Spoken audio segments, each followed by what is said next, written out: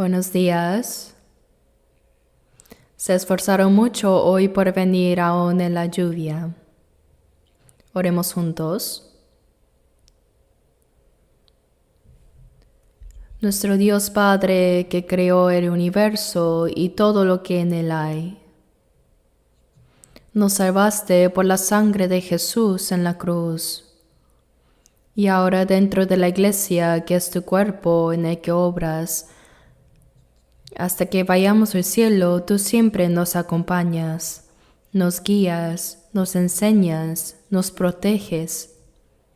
Y gracias porque a cada uno de nosotros nos has dado un don para que participemos en tu gran obra. Durante esta semana se está realizando el retiro de otoño en el centro de Gwangju. Por favor, guía y ayuda para que las muchas almas que se salven esta vez puedan ser levantadas en el Señor. En esta mañana queremos aprender la palabra. Señor Espíritu Santo, por favor, sostén el corazón de los oyentes y del que predica tu palabra, para que se anuncie así correctamente solo tu palabra. Hemos orado en el nombre de Jesucristo. Amén. Busquemos en la Biblia 2 Corintios 8, 2 Corintios capítulo 8, desde el versículo 1 hasta el 5. Leamos 2 Corintios 8, versículos 1 al 5. Asimismo, hermanos, os hacemos saber la gracia de Dios que se ha dado a las iglesias de Macedonia, que en grande prueba de tribulación, la abundancia de su gozo y su profunda pobreza abundaron en riquezas de su generosidad. Pues doy testimonio de que con agrado han dado conforme a sus fuerzas, y aún más allá de sus fuerzas, pidiéndonos con muchos ruegos que les concediésemos el privilegio de participar en este servicio para los santos. Y no como lo esperábamos, sino que asimismo se dieron primeramente al Señor y luego a nosotros por la voluntad de Dios. Ahora mismo en Gwangju ya ha terminado la última predicación de retiro de otoño y creo que en este momento se está llevando a cabo el bautismo en el lugar del bautisterio. Y si vemos el registro final de este retiro de otoño 2025, hubo 6.323 inscripciones previas y luego 941 registros en el mismo lugar. Así en total, 7.264 personas asistieron. Y si incluimos a los 1.400 hermanos voluntarios, serían 8.664 personas. Además, había bastantes que no se inscribieron ni sirvieron, pero que igualmente asistieron.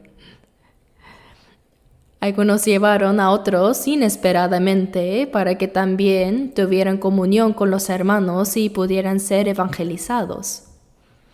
Así que a simple vista, creo que más de 9.000 personas participaron en este retiro de otoño.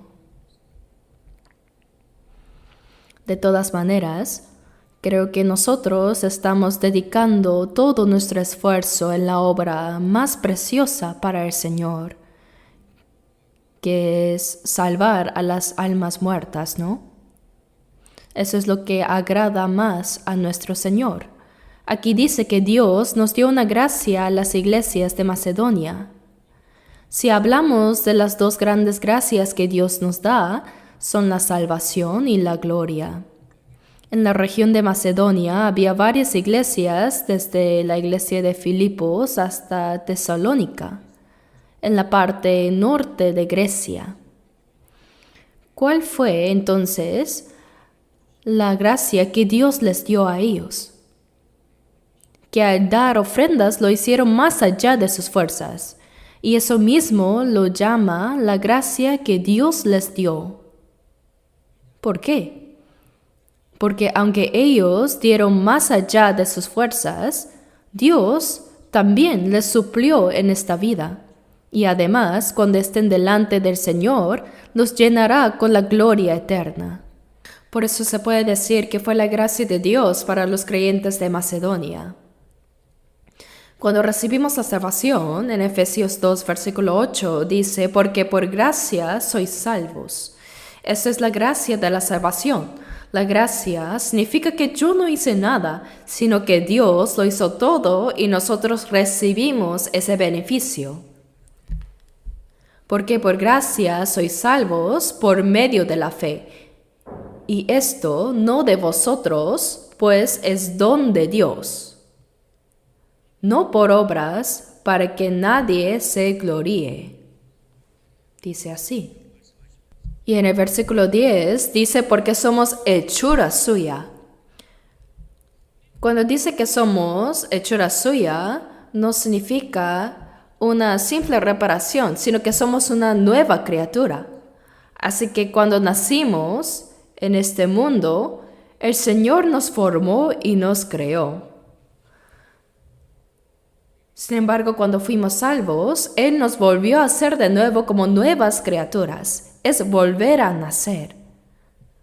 Por eso San Juan 3:3 dice, el que no naciere de nuevo no puede ver el reino de Dios.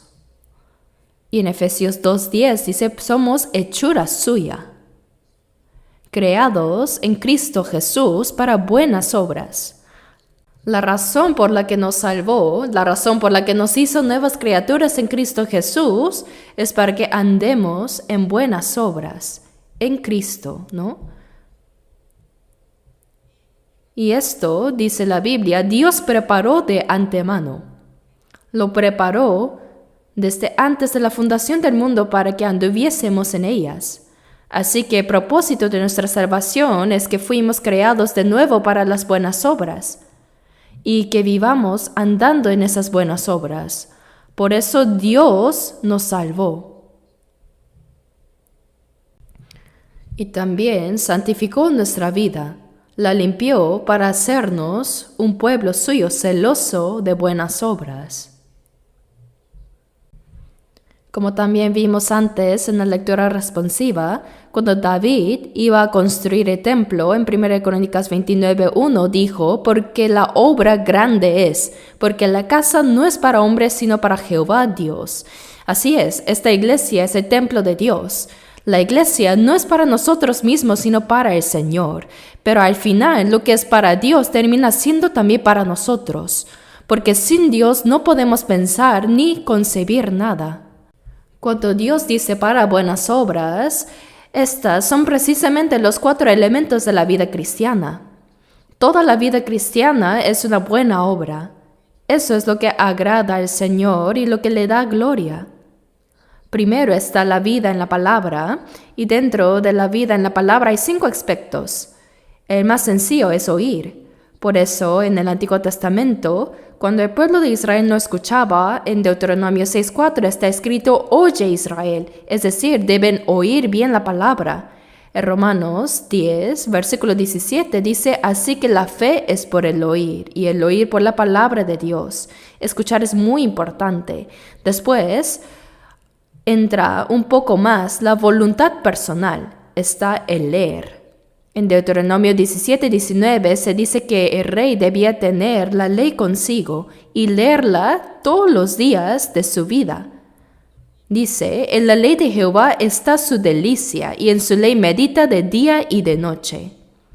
Además de meditar, debemos memorizar la palabra. En Proverbios 3:3 dice, escríbelas en la tabla de tu corazón. Grabar en el corazón es memorizar. Y el quinto aspecto de la vida en la palabra es practicarla. En Salmo 19:11 dice, en guardarlos hay grande galardón. Guardar, obedecer y vivir la palabra, todo esto constituye la vida en la palabra. Después viene la vida de oración. Hay oraciones personales y en público cuando nos reunimos. También hay oraciones de súplica intensa delante de Dios. Hay intercesión, se llama.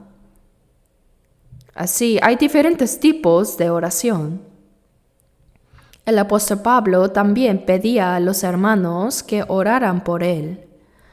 Eso también forma parte de la vida de oración. Los judíos oraban 3 veces al día, en la mañana, al mediodía y en la tarde. Y Daniel también fue un hombre de oración. Todos los hombres de fe en la Biblia fueron personas de oración. Esa es una buena obra, porque la oración es tener comunión con Dios, conversar con Él, relacionarse con Él. Luego está la vida de comunión. ¿Y qué es la comunión? Es la reunión. Como miembros del cuerpo de Cristo, cada uno cumple su función en la iglesia. La comunión incluye las oraciones de compañerismo y también las reuniones de servicio, ¿no? Hay reuniones de grupos pequeños, reuniones por departamentos, de universitarios, de jóvenes, de adultos mayores y también reuniones de los ministerios que sirven. Todo eso es comunión. Es comunión y dentro de ella está la dedicación. No solo ofrecerse uno mismo al Señor, sino también presentar al Señor los bienes materiales que Él nos permite tener. Todo esto entra también dentro de la comunión. El diezmo y toda clase de ofrendas también forman parte de la comunión.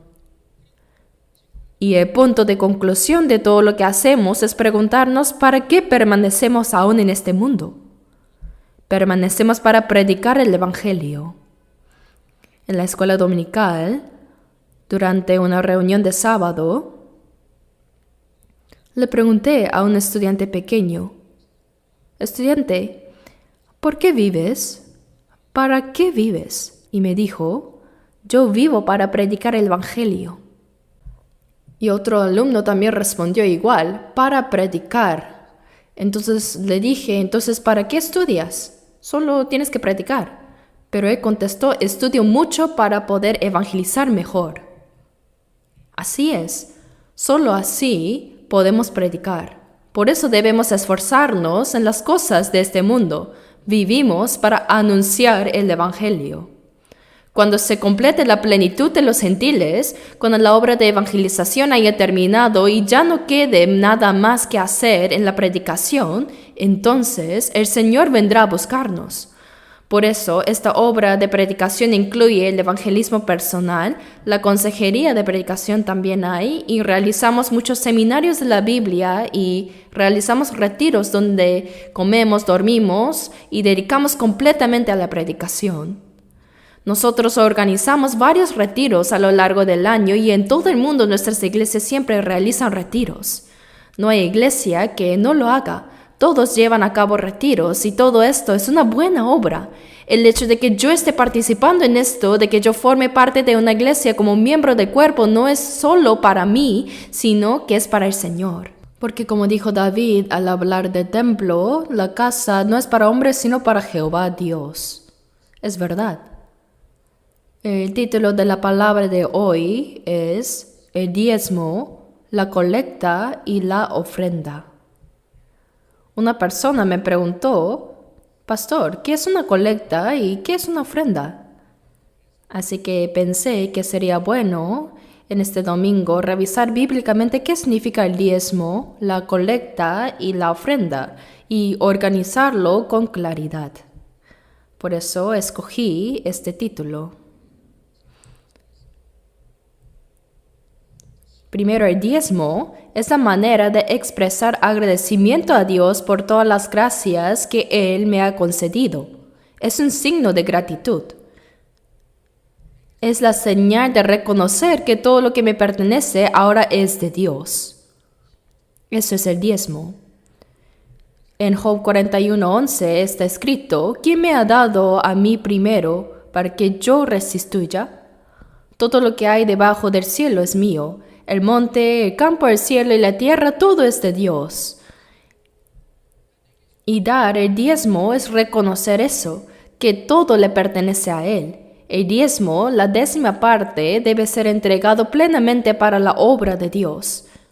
Es el signo de que reconozco que todo lo que existe en este mundo, todo pertenece al Señor. Abramos la Biblia en Levítico 27. Levítico 27. Después de Génesis, Éxodo, Levítico 27, versículo 30. Levítico 27, versículo 30. Y el diezmo de la tierra, así de la simiente de la tierra como del fruto de los árboles, de Jehová es cosa dedicada a Jehová. La palabra cosa dedicada significa un objeto separado, algo santo. Es una porción que el hombre no toca y que se debe entregar para la obra y gloria de Dios, para agradarle. Dar esa décima parte es reconocer que aunque los 10 décimos le pertenecen a Dios, yo lo confieso con esta señal. En realidad, cuando Dios creó el universo y todas las cosas que en él hay, lo hizo para sí mismo. Y aun cuando nos salvó, lo hizo para él. En Isaías 43, 25 está escrito: Yo soy el que borro tus rebeliones por amor de mí mismo, y no me acordaré de tus pecados. Por amor de mí mismo. También la salvación fue para el Señor. Claro que lo que es para Dios se convierte también en beneficio nuestro, pero primero debemos poner en primer lugar que es para Él. Antes de ser salvos, todo lo considerábamos nuestro. Nada dejábamos que otro tocara. Lo guardábamos celosamente, ¿no? Pero después de ser salvos, entendimos que nada es nuestro, que todo pertenece al Señor, incluso nuestra vida misma. Nuestra alma es de Dios. Eso es lo más importante, reconocer que todo es del Señor. Dentro de pocos días, los hermanos salvos que estamos aquí seremos llevados al cielo. Sí. Aunque vivimos en este mundo, pertenecemos al cielo. Los que son de la tierra buscan lo terrenal, pero nosotros somos celestiales. De los que han recibido la salvación, dice en Juan 10:35, si llamó dioses a aquellos a quienes vino la palabra de Dios, nosotros vivimos conectados con el mundo espiritual. El Dios que está allí, el Señor Jesucristo, escucha nuestras oraciones y desde allí nos responde. Y desde ahí también acompaña todas nuestras obras, caminando siempre junto a nosotros. Por eso, después de recibir la salvación, nuestra manera de ver la vida, nuestros valores, nuestra cosmovisión, todo cambia. Todo esto es la gracia de Dios. Y el diezmo es la señal de gratitud por esa gracia. Es una forma de agradecer. El Señor recibe ese diezmo y se complace en ello, y lo usa para llevar adelante su obra. Algunos dicen que el diezmo era solo para la ley y que en el tiempo de la gracia ya no es necesario. Sin embargo, olvidan que el diezmo es la señal de que todo le pertenece a Dios. En realidad, el primero en dar el diezmo fue Abraham. Él dio el diezmo al rey Melquisedec, sacerdote del Dios Altísimo. Eso fue mucho antes de Moisés, exactamente 430 años antes de que se entregara la ley. En tiempos de Abraham, que eran los días de la conciencia, ya se practicaba el diezmo. Jacob también lo hizo. Abramos ahora Hebreos 7.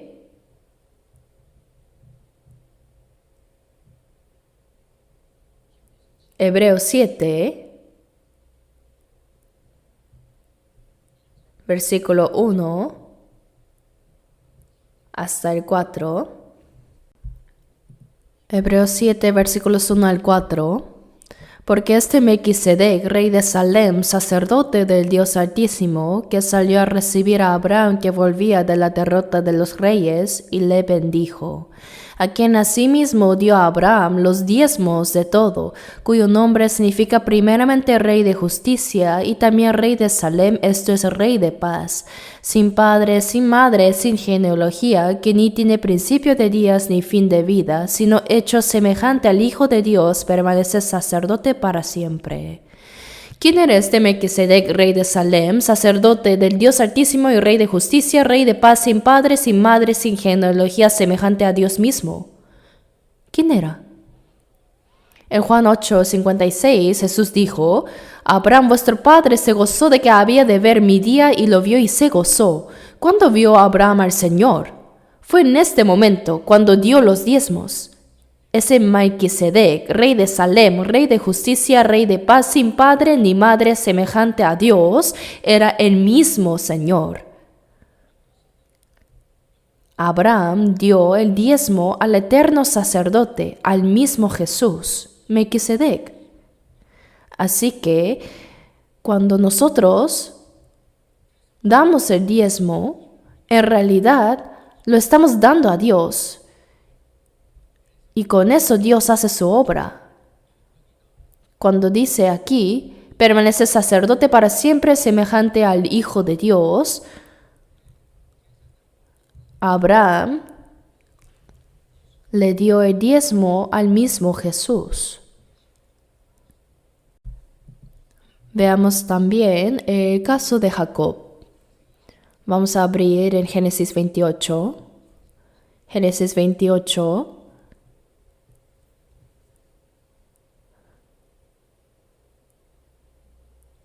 Versículos 20 al 22. 20 al 22.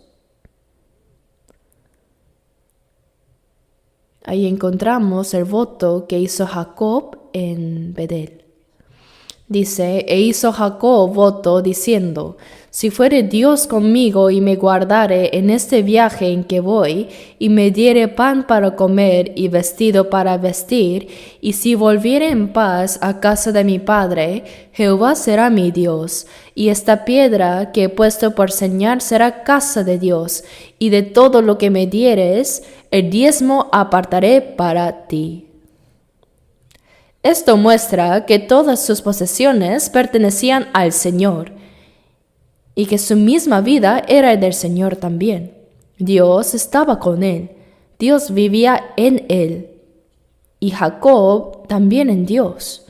Esa vida de unión con el Señor se expresaba en la entrega del diezmo. Es la misma actitud de Abraham cuando entregó el diezmo, y de Jacob cuando hizo voto de darlo también. El mismo corazón. Así también nosotros, los hermanos salvos, damos el diezmo como señal de gratitud por la gracia y las bendiciones que recibimos de Dios.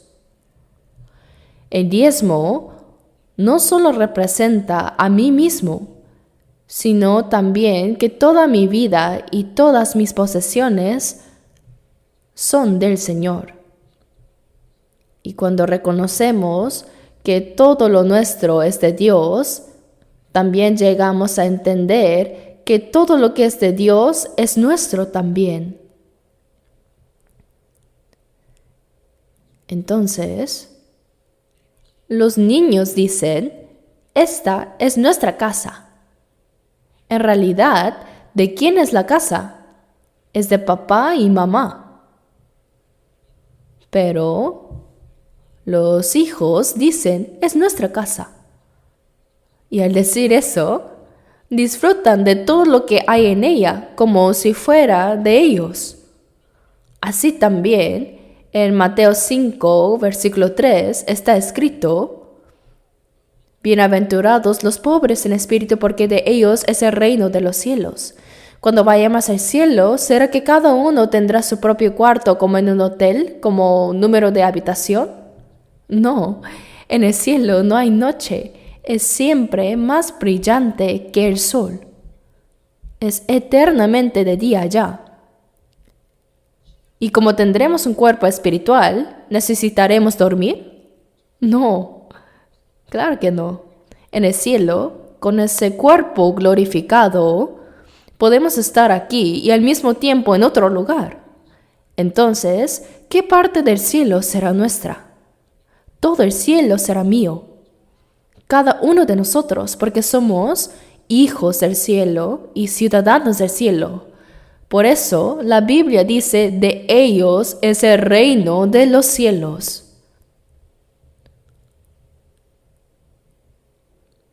Es verdad, todo el cielo nos pertenece. Cuán grande es la gracia y la bendición de haber recibido la salvación. Todo lo que es de Dios es mío, y al mismo tiempo todo lo mío es de Dios.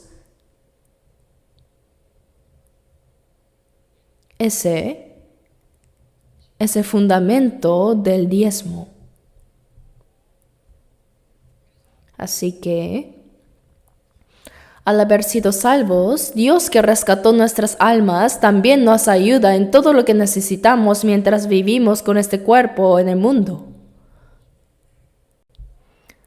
Por eso Jesús dijo en Mateo 6:33, buscad primeramente el reino de Dios y su justicia, y todas estas cosas os serán añadidas. Considerad los lirios del campo, mirad las aves del cielo. Vuestro Padre Celestial las alimenta. ¿No hará mucho más a vosotros? Porque los gentiles buscan todas estas cosas, pero vuestro Padre Celestial sabe que tenéis necesidad de todas estas cosas. Así nos enseña el Señor. Y también Jesús dijo que el diezmo no debe dejarse de hacer. Vamos a ver Mateo 23. Mateo capítulo 23.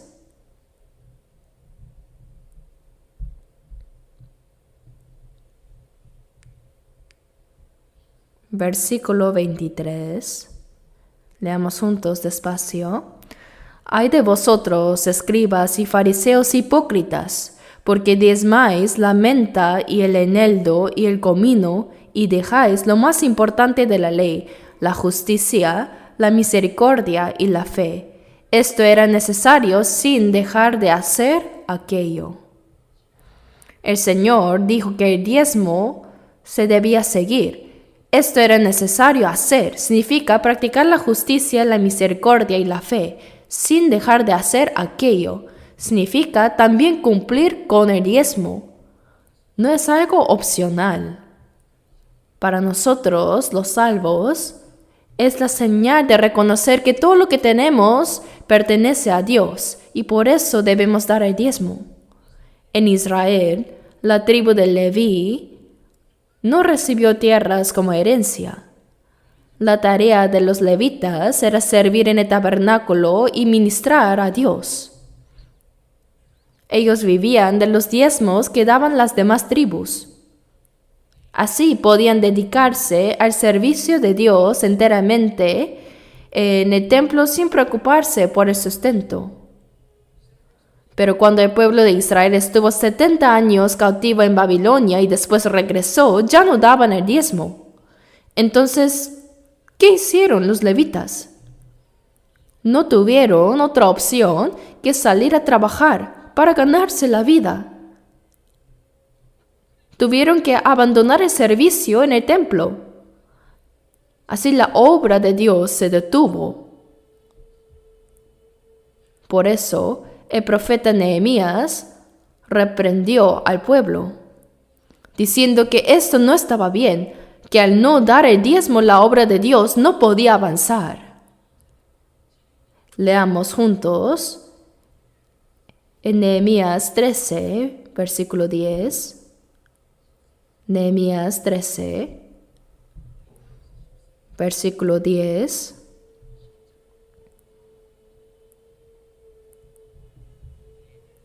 Nehemías 13, versículo 10.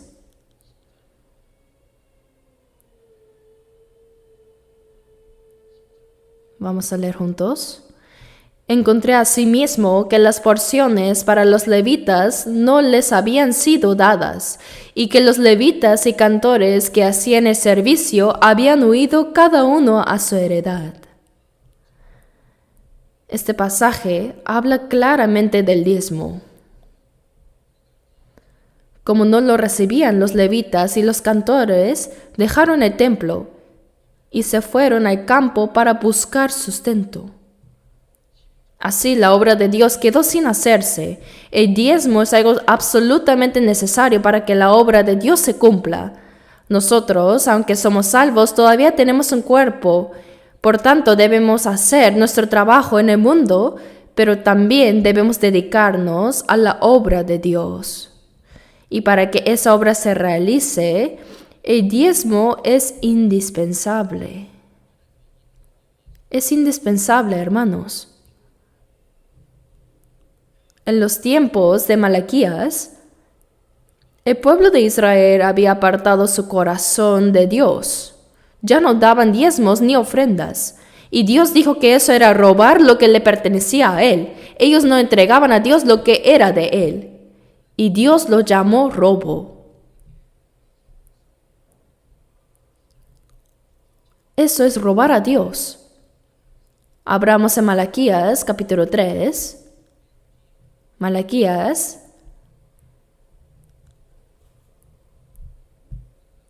capítulo 3,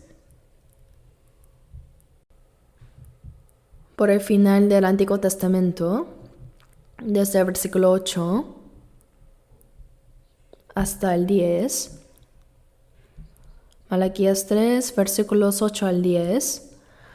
¿Robará el hombre a Dios? Pues vosotros me habéis robado. Y dijisteis, ¿en qué te hemos robado? En vuestros diezmos y ofrendas. Malditos sois con maldición, porque vosotros, la nación toda, me habéis robado. Traed todos los diezmos al alfolí, y haya alimento en mi casa.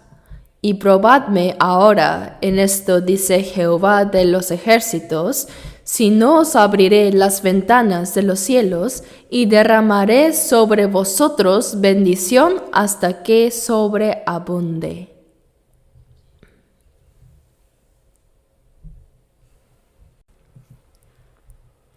Esto es lo que experimentamos cuando vivimos la vida del diezmo.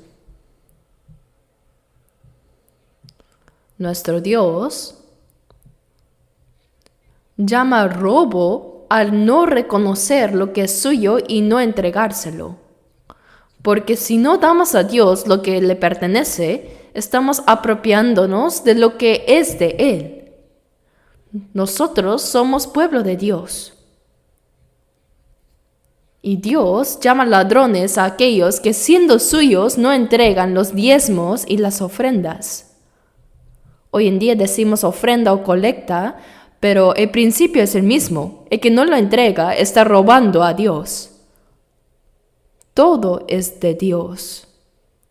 Por eso el diezmo es la señal de gratitud y de temor reverente hacia Él. El Señor nos lo ha dado todo.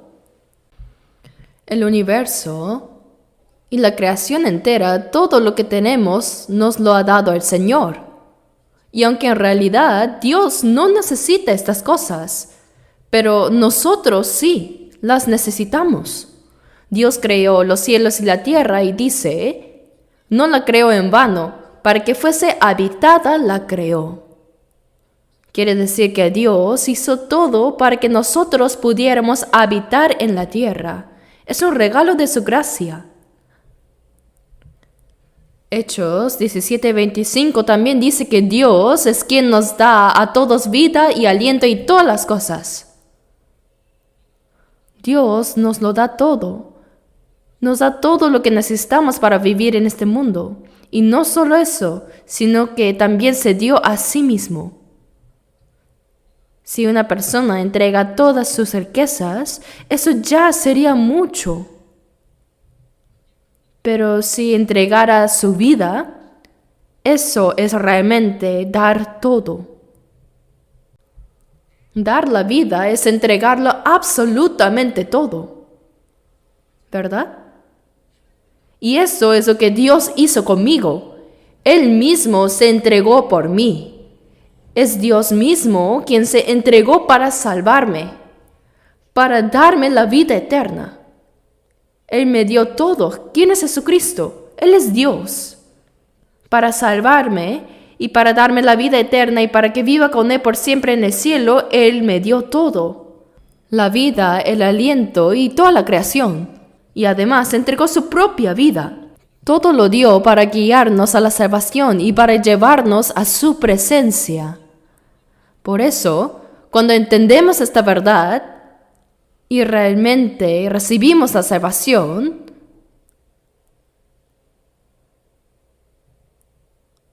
Dios nos dice, tú eres mío, eres mi propiedad. Dios afirma diciendo que tú eres mi pueblo, eres mi hijo, ustedes son míos. Y Dios nos ha sellado. Así como el dueño marca con un sello a su ganado, así está escrito en Efesios 1:13, fuisteis sellados con el Espíritu Santo de la promesa. Ese sello significa que eres mío, Dios nos selló. Y junto con nosotros, todo lo que poseemos también le pertenece a Él. Porque en realidad, nuestro tiempo, nuestros talentos, nuestras riquezas también, todo lo que tenemos son de Dios. Todo lo que tenemos es de Dios, pero Él nos lo ha confiado, encomendado para que los administremos. En otras palabras, somos mayordomos. La Biblia habla de la fe del mayordomo, ¿verdad? Entonces, ya nada es mío, todo es de Dios. El mayordomo, cuando el dueño le pide algo, simplemente lo entrega. Porque sabe que no es suyo. El administrador solo maneja lo que pertenece al dueño. Y si el dueño dice, lo necesito, él lo entrega. ¿Verdad? Jesús, antes de entrar en Jerusalén, envió a 2 de sus discípulos y les dijo, en Mateo 21, versículos 2 y 3, id a la aldea que está enfrente de vosotros, y luego hallaréis una asna atada y un pollino con ella. Desatadla y traédmelos. Y si alguien os dijere algo, decid, el Señor los necesita. Y luego los dejará ir. Todo esto es del Señor. El Señor los necesita. Cuando los discípulos fueron, hallaron la asna y su pollino, y al desatarlos, alguien de verdad les preguntó, ¿qué hacen? ¿Por qué los sueltan? Entonces, ellos respondieron con una sola frase, el Señor lo necesita, el Señor lo usará. ¿Así? Entonces los dejaron ir. Es porque todo es del Señor. Así también nuestro padre de la fe Abraham entregó no solo los diezmos, sino incluso a su hijo Isaac, porque sabía que todo era de Dios. Y cuando Dios se lo pidió, lo ofreció. Pero antes de eso, él creyó en la promesa de que a través de Isaac su descendencia sería tan numerosa como las estrellas del cielo y como la arena del mar. En Hebreos 11, 18 y 19 dice que Abraham sacrificó a Isaac pensando que Dios es poderoso para levantar aún de entre los muertos. ¿No es así? Nuestro antepasado de la fe, Abraham. Y para nosotros es igual. Cuando el Señor lo pide, debemos entregarlos de inmediato. Porque somos personas con un corazón conforme al corazón del Señor. ¿Por qué usó Dios a David? Dice, he hallado a David, varón conforme a mi corazón. Nuestra fe crece en la medida en que nuestro corazón se une al corazón del Señor. Tal vez suene un poco abstracto, así que les leeré algo que encontré en internet. No se engañe pensando que porque dio unas cuantas monedas, ya hizo algo grande para Dios. Lo que Dios quiere no es ese dinero. Les contaré también una historia de mi hijita, que no es muy agraciada. Le compré una bolsa de galletas y cuando la tiene en la mano, ¡qué actitud tan orgullosa muestra! Yo, su padre, a veces extiendo mi mano y le pido, «Oye, ¿me das una galletita?» ¿Sí? Entonces, esa pequeña niña, con el paquetito de galletas, empieza a pensar, ¿se la doy o no se la doy? Se nota la lucha en su cara. Y después de mucho pensarlo, mete la mano en la bolsa, saca con esfuerzo una sola galleta y me la pone en la boca. En ese momento yo me emociono tanto por ese gesto que la beso, le acaricio la cara y le agradezco 100 veces.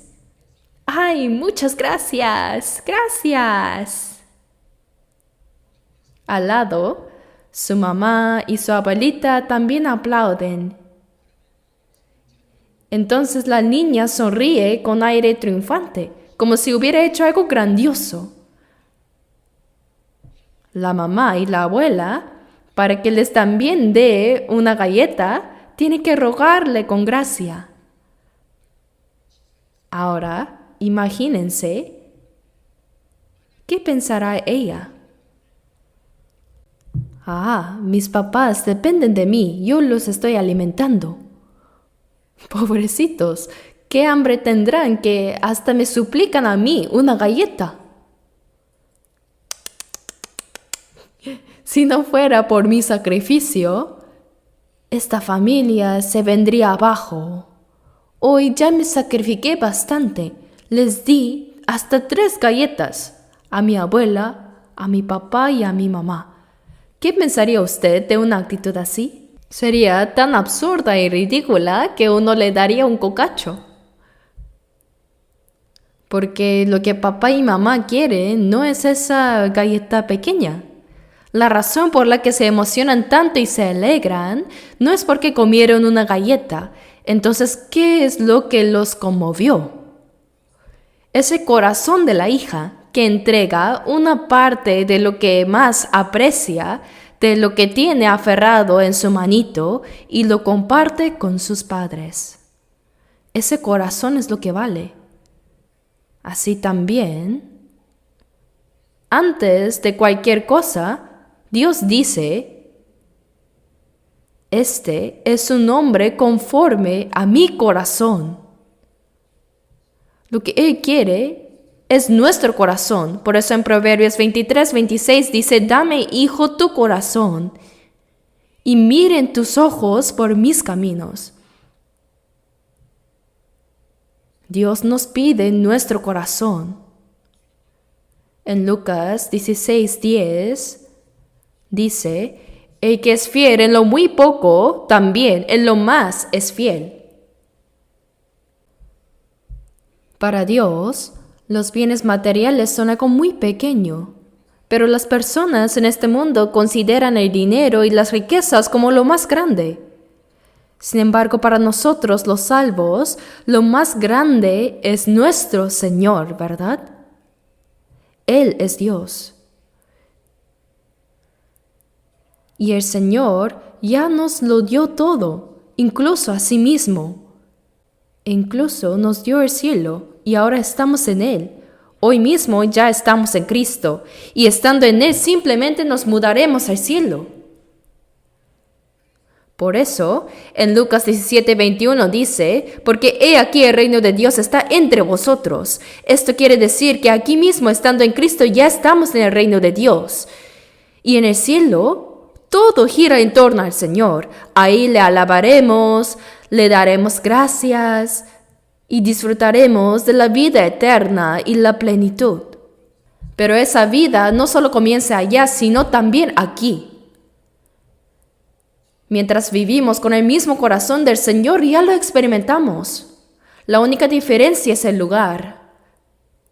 Pero la iglesia aquí mismo es el cielo en la tierra. Como estamos en Cristo, estamos ya en el cielo. Y el Señor también está en nosotros, ¿verdad? ¿Sí? Hermanos, ¿qué daban realmente los israelíes? Primero daban el diezmo. Como ellos eran agricultores, no vivían de un sueldo mensual como nosotros ahora. Entonces, una vez al año o cada vez que cosechaban frutos, trigo o cebada o cualquier otro grano, siempre apartaban la 10ª parte. Esa era la manera de dar el diezmo para ellos. Lo hacían como señal de que todo era bendición y gracia de Dios, y como reconocimiento de que todo pertenecía al Señor. Ese diezmo se usaba para sostener a la tribu de Leví. Porque, ¿qué trabajo tenía la tribu de Leví? Ellos servían a Dios, cuidaban el templo, ofrecían sacrificios y eran los que conectaban al pueblo con Dios en el culto. Además, los levitas enseñaban la palabra de Dios al pueblo. Entonces, el diezmo servía para el sustento de los levitas, para el servicio en el templo y también para mantener el templo. Así, cada 3 años el diezmo también se usaba para ayudar a los huérfanos, a las viudas, a los extranjeros y a los más débiles de la sociedad. Además, los israelíes pagaban el impuesto de templo, lo que se llamaba el tributo del templo. Y este era medio ciclo. Incluso Jesús pagó el impuesto de templo. Él mismo habló de eso, ¿no? Vamos a ver. Mateo 17, versículos 24 al 27. Mateo, capítulo 17, versículos 24 al 27. Cuando llegaron a Capernaum, vinieron a Pedro los que cobraban las 2 dracmas y le dijeron: ¿Vuestro maestro no paga las 2 dracmas? Él dijo: sí. Y al entrar él en casa, Jesús le habló primero diciendo: ¿Qué te parece, Simón? Los reyes de la tierra, ¿de quiénes cobran los tributos o los impuestos? ¿De sus hijos o de los extraños? Pedro le respondió: de los extraños. Jesús les dijo: luego los hijos están exentos. Sin embargo, para no ofenderles, ve al mar y echa el anzuelo, y el primer pez que saques, tómalo, y al abrirle la boca hallarás un estatero. Tómalo y dáselo por mí y por ti. Jesús también pagó el impuesto del templo. Así que el pueblo de Israel entregaba el diezmo y además este impuesto del templo. Fue explicado en Éxodo 30:16, lo darás para hacer expiación por vuestras almas. Esto se llamaba dinero de las expiaciones. Era el impuesto del templo. Cada persona debía dar medio ciclo. No importaba si era rico o pobre, todos debían dar exactamente lo mismo medio ciclo. Después, ya en la época de la monarquía, los reyes cobraban mucho más impuestos para sostener el palacio y el gobierno y también para mantener relaciones con reinos vecinos. Los tipos de impuestos incluían tributos sobre productos agrícolas y ganaderos, impuestos sobre el trabajo, construcción obligatoria para el templo, el palacio y las murallas sobre la tierra y además los tributos que se pagaban a otras naciones. Así era, hermanos. Israel entregaba sus diezmos y también pagaba estos impuestos. Ahora, en segundo lugar, ¿qué es la colecta? La colecta es una expresión de gratitud por la gracia de Dios y del amor al prójimo. Dicho en palabras sencillas, es cumplir el mandamiento de amar a Dios y amar al prójimo, como dice la ley. Por eso, las ofrendas, estas colectas, eran usadas para las cosas de Dios y también para ayudar a los necesitados. Se usaban para el templo o para la sinagoga y también para sostener a los pobres. Cuando Jesús estaba en el templo, allí también había arcas de ofrendas, lo que se llamaba la colecta. Y Jesús observaba cómo las personas daban sus ofrendas en esas arcas. Veamos Marcos 12, San Marcos 12, versículos 41 al 44, 41 al 44. Marcos 12, 41 al 44. Estando Jesús sentado delante del arca de la ofrenda, miraba cómo el pueblo echaba dinero en el arca. Y muchos ricos echaban mucho, y vino una viuda pobre y echó 2 blancas, o sea, 1 cuadrante. Entonces, llamando a sus discípulos, les dijo: De cierto os digo que esta viuda pobre echó más que todos los que han echado en el arca, porque todos han echado de lo que les sobra, pero ésta, de su pobreza, echó todo lo que tenía, todo su sustento. Esta es la fe de la viuda. Su confianza es la fe. Ella entregó todo su sustento. Y uno podría pensar, ¿cómo iba a cenar esa noche? Tendría que pasar hambre. Pero eso es precisamente la fe. La fe es creer que si doy al Señor, Él suplirá todo lo que me falta. Seguramente, esta viuda había experimentado muchas veces la provisión de Dios. Y aun cuando regresó a su casa, Dios proveyó lo necesario para ella y sus hijos. Especialmente porque Jesús mismo vio lo que hizo. El Señor no podía dejarla sin cuidado. Eso es la fe. Dar ofrendas con amor a Dios y amor al prójimo. Quizás hay otros aún más necesitados que yo. Así en su corazón estaba el deseo de ayudar y así dio sus 2 blancas. 2 blancas eran iguales que 2 leptones.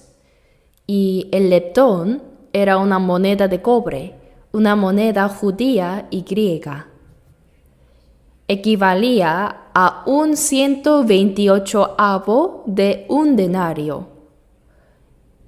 Y el cuadrante era una moneda romana que equivalía a un 64avo de un denario. Esto se usaba en todo el Imperio Romano. Entonces, ¿a cuánto valdría estos 2 leptones, 2 blancas hoy?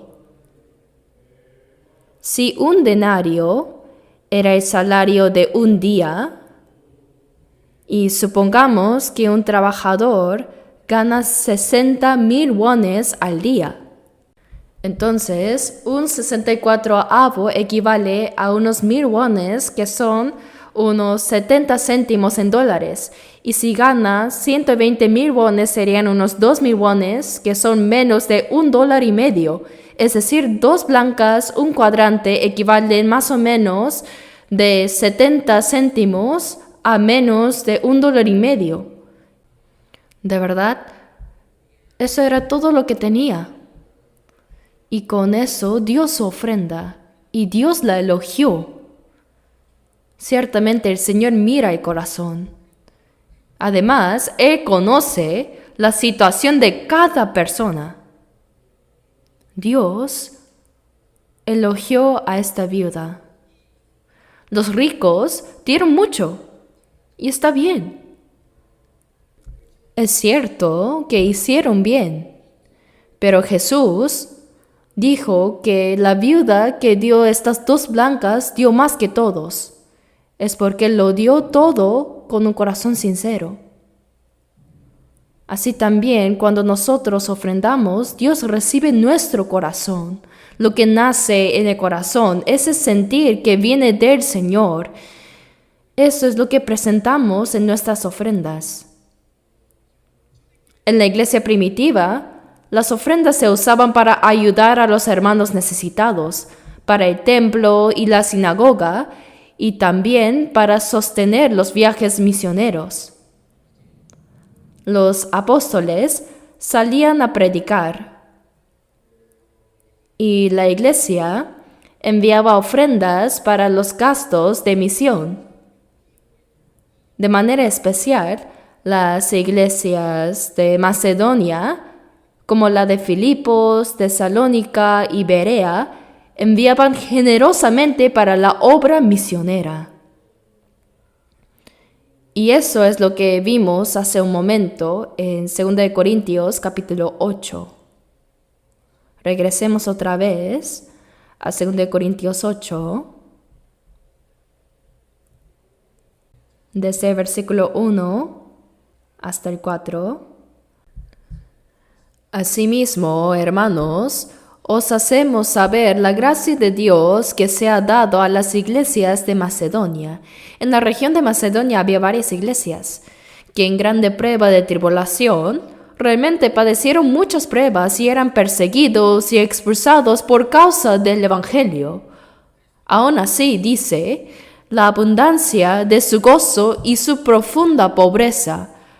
Tenían un gozo abundante. ¿Qué gozo era ese? El gozo de la salvación era tan grande que sobrepasaba su situación de extrema pobreza.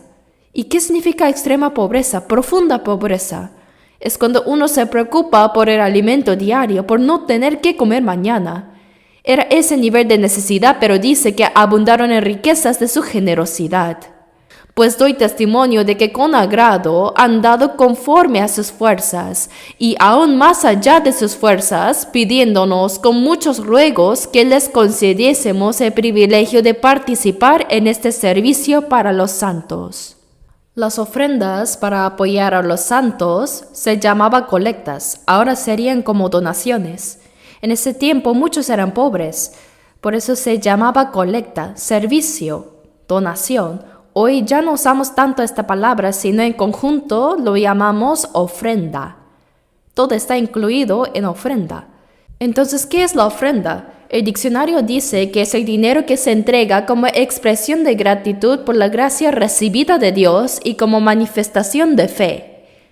¿Qué es la ofrenda? El dinero que se entrega para expresar el agradecimiento por la gracia que recibió de Dios y para manifestar su fe.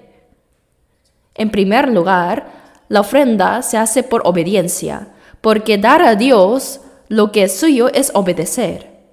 Por eso, en 1 Samuel 15:22 dice que el obedecer es mejor que los sacrificios. Todo es del Señor, por eso la actitud correcta es si el Señor lo pide, estoy dispuesto a entregarlo todo. Ese es el corazón que debemos tener al ofrendar. Ahora regresemos al pasaje que leímos antes en 1 Crónicas 29, desde el versículo 11 hasta el 17. 1 Crónicas 29, del versículo 11 al 17. 11 al 17. Leamos juntos. Tuya es, oh Jehová, la magnificencia y el poder, la gloria, la victoria y el honor, porque todas las cosas que están en los cielos y en la tierra son tuyas. Tuyo, oh Jehová, es el reino, y tú eres excelso sobre todos. 14. Porque ¿quién soy yo ¿y quién es mi pueblo para que pudiésemos ofrecer voluntariamente cosas semejantes? Pues todo es tuyo y de lo recibido de tu mano te damos. Es verdad. Ahora, leamos juntos también versículos 16 y 17. Oh Jehová, Dios nuestro, toda esta abundancia que hemos preparado para edificar casa a tu santo nombre, de tu mano es, y todo es tuyo. Yo sé, Dios mío, que tú escudriñas los corazones, y que la rectitud te agrada. Por eso yo, con rectitud de mi corazón, voluntariamente te he ofrecido todo esto. Y ahora he visto con alegría que tu pueblo reunido aquí ahora ha dado para ti espontáneamente. Así es. Primero entregamos nuestro corazón al Señor, ¿verdad? Con rectitud de mi corazón voluntariamente te he ofrecido todo esto. Primero, el corazón para el Señor. La Biblia dice en muchos lugares, como en 1 Corintios 6, 19 al 20, no sois vuestros porque habéis sido comprados por precio. Cuando uno compra algo, la propiedad cambia de dueño. Así también, ahora, nuestra propiedad ha pasado a ser del Señor. Y en Hechos 20:28 dice, la iglesia del Señor, la cual Él ganó por su propia sangre. Los hermanos, esta iglesia han sido comprados con la sangre de Dios. Por eso esta iglesia es del Señor. En la cruz, cuando el Señor derramó su sangre y cuando Él pagó el precio, en ese momento yo pasé a ser suyo. ¿Verdad? Yo soy del Señor. Como alguien dijo, yo no soy de mi mamá ni de mi papá, y mucho menos soy mío. Entonces, ¿de quién soy? Soy de Dios. Tanto en lo físico como en lo espiritual, yo soy de Dios. Mi vida y mis bienes le pertenecen. Yo solo administro lo que Él me ha confiado. Solo soy un mayordomo, no el dueño. El mayordomo es un administrador. Por eso la Biblia nos llama siervos. Romanos 1:1 dice Pablo, siervo de Jesucristo. Eso significa que hay un dueño y ese dueño es el Señor. El dueño es Jesús. Pero cuando pienso que algo es mío, ahí surge la codicia. Entonces me vuelvo perezoso o mezquino para responder a la gracia del Señor. Por eso la base de la vida de ofrenda es reconocer que todo lo que tengo es del Señor. Romanos 14:8 dice, pues si vivimos para el Señor vivimos, y si morimos para el Señor morimos. Así pues, sea que vivamos o que muramos, del Señor somos. Sí, hermanos, somos del Señor. Yo soy del Señor. Y en Romanos 1:6 también dice, entre las cuales estáis también vosotros llamados a ser de Jesucristo. Ustedes también son de Cristo. La propiedad, el derecho de posesión le pertenece a Jesucristo. Por eso, esta iglesia es del Señor. Y cada cristiano también es del Señor. La ofrenda no es dar algo mío al Señor, sino que es devolver agradecidos a Él lo que ya era suyo, lo que Él me encargó. La ofrenda es solo una expresión de gratitud con lo que Dios mismo me ha dado. Si pensamos así, tendremos claro qué es la ofrenda. Dios ya nos dio todo lo que necesitamos. Por tanto, cuando el Señor dice en Lucas 19:34, el Señor lo necesita, simplemente lo entregamos porque es de Él. Los que hemos recibido la salvación entendemos esto. Por eso el diezmo es lo básico. Todos los salvos lo practican, porque están agradecidos por la salvación, por la gracia y el amor de Dios. El diezmo es lo mínimo, lo básico. Y además del diezmo está la ofrenda. Y también está la ofrenda misionera. Si no hubiera ofrendas misioneras, no se habrían podido construir tantas iglesias en nuestro país ni en todo el mundo. La obra misionera se sostiene con esas ofrendas. Además, el Señor también nos enseña a instruir a los niños desde pequeños en la fe. Por eso, en Deuteronomio 6:7 está escrito: y las repetirás a tus hijos y hablarás de ellas estando en tu casa y andando por el camino y al acostarte y cuando te levantes. Siempre debemos enseñar a los niños. Ahora en la escuela dominical se está educando bien a los niños. Y por eso también existen ofrendas de apoyo para la escuela dominical, para sostener su enseñanza. Y también, hermanos, estos edificios no se levantaron solos, ¿no? Fueron posibles porque los hermanos entregaron ofrendas de construcción. Entregaron todo porque en sí todo es del Señor. Esa es la ofrenda de construcción. Y en nuestra iglesia de Seúl, que algunos llaman la iglesia madre, cuando hay iglesias hermanas con dificultades, hacemos ofrendas especiales.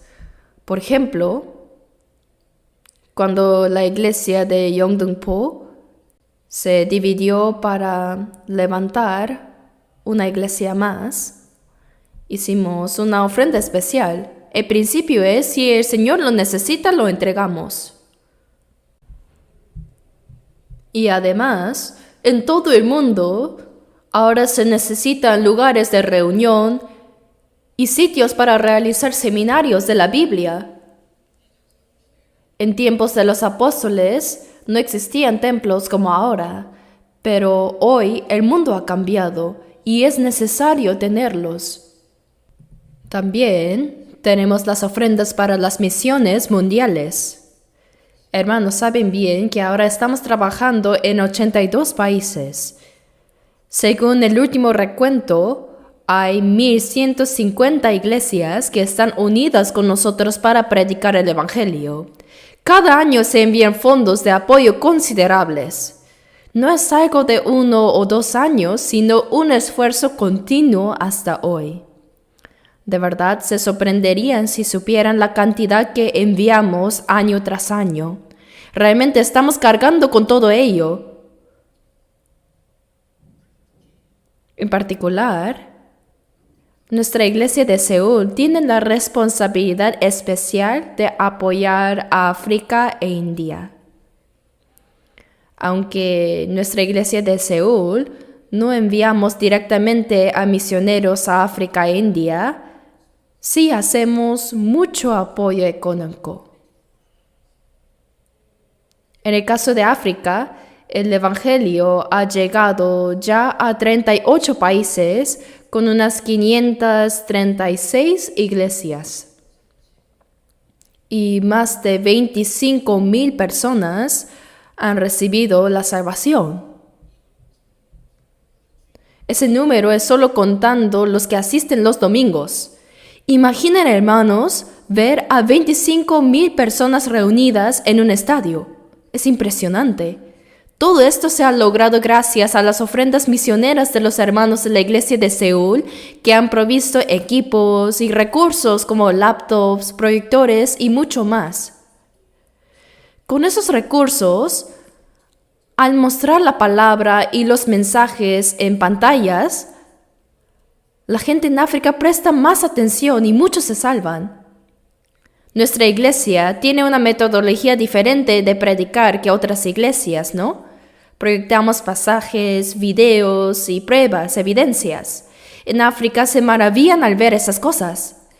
Por esa razón creo que también se concentran mejor y reciben más la salvación. Hermanos, así tenemos varios tipos de ofrendas. Y también al venir el domingo, recordemos lo que dice Éxodo 23:15. Dice: la fiesta de los panes sin levadura guardarás.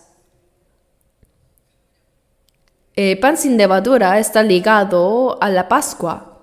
La Pascua representa la salvación y el pan sin levadura simboliza la vida cristiana después de ser salvos.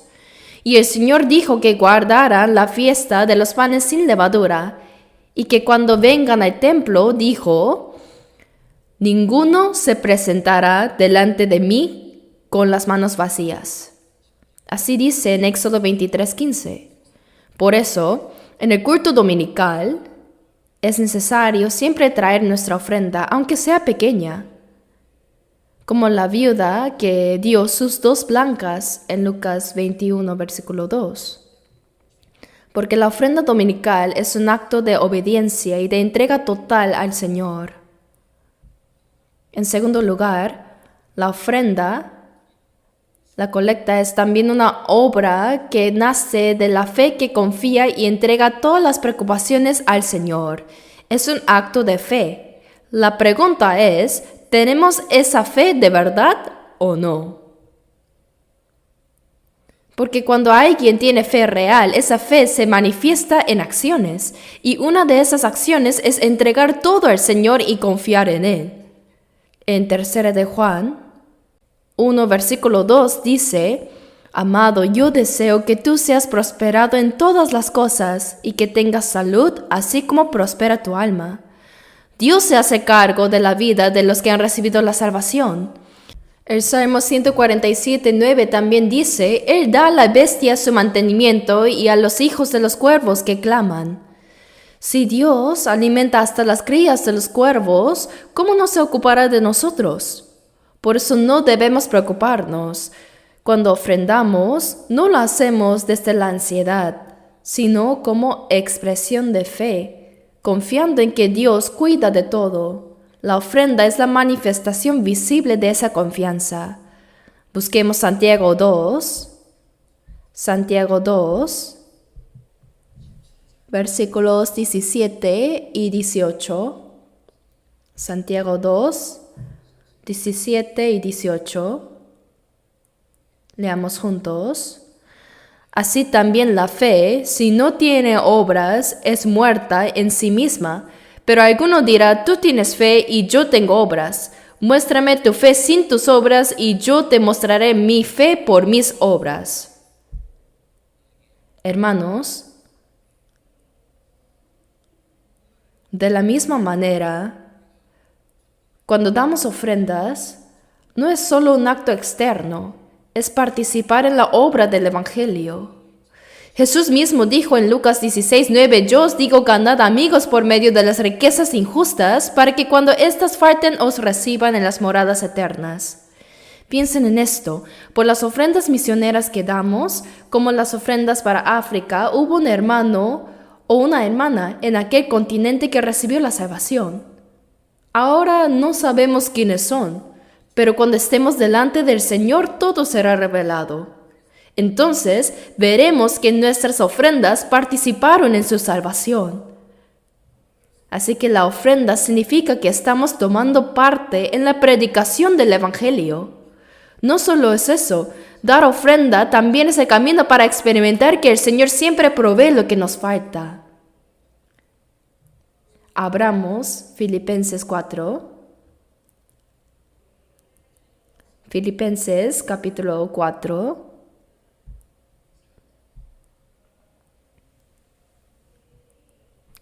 Versículos 18 y 19.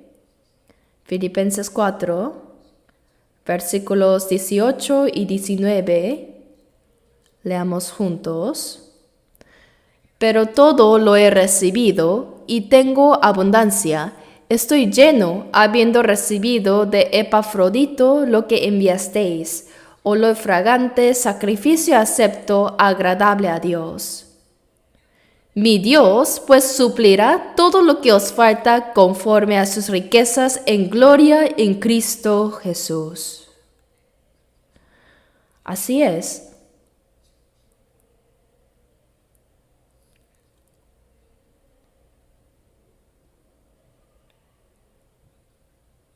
Hermanos, una persona testificaba diciendo que cada vez que daba una ofrenda, Dios le volvía a suplir en la misma medida, e incluso más. Y así lo experimentaba. La ofrenda de verdad es el camino para experimentar que el Señor es quien nos provee. Nuestro Señor está vivo, ¿no? En Lucas 6:38 dice, dad y se os dará. Medida buena, apretada, remecida y rebosando darán en vuestro regazo. Esa promesa se cumple entre nosotros. Cuando damos lo material para la obra de Dios, Él promete recompensarlo aún en esta vida y también en la venidera, en el cielo. El Señor ha prometido pagar a cada uno conforme a sus obras. Eclesiastés 11:1 dice, echa tu pan sobre las aguas, porque después de muchos días lo hallarás.